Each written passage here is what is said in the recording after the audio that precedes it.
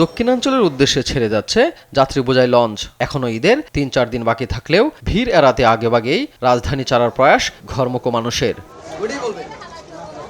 ৭ দিনের লম্বা ছুটিতে প্রিয়জনদের সঙ্গে ঈদ আনন্দ উপভোগ করতে লঞ্চে ঢাকা ছাড়ছেন তারা।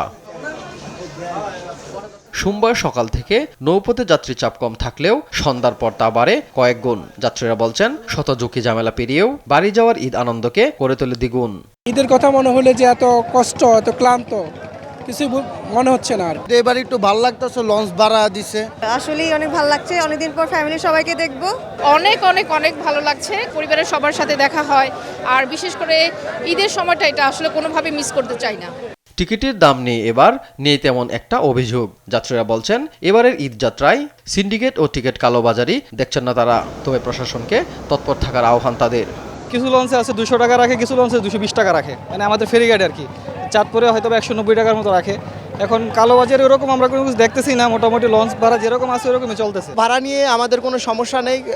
আমি একটা কেবিন নিয়েছি 1000 টাকা ভাড়া।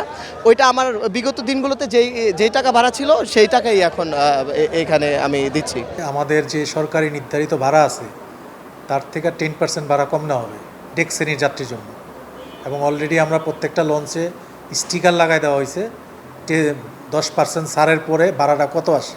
ঈদ যাত্রা স্বস্তি করতে এদিন বিকেলে সদরঘাটে হাতিয়া ও ভোলাগামী 3টি লঞ্চ উদ্বোধন করেন নৌ পরিবহন মন্ত্রী শেখ রবিউল আলম। পাশাপাশি উদ্বোধন করেন বিনামূল্যে হুইল চেয়ার ও ট্রলি সেবাও। ঈদের আগে ও পরে 5 দিন মোট 10 দিনের জন্য যাত্রীদের ফ্রি কুলি সেবাও নিশ্চিত করেন তিনি। এ সময় ঈদ যাত্রায় যে কোনো হয়রানি বন্ধে কঠোর হুঁশিয়ারি দেন মন্ত্রী। হিমেল, দেশ টিভি, ঢাকা।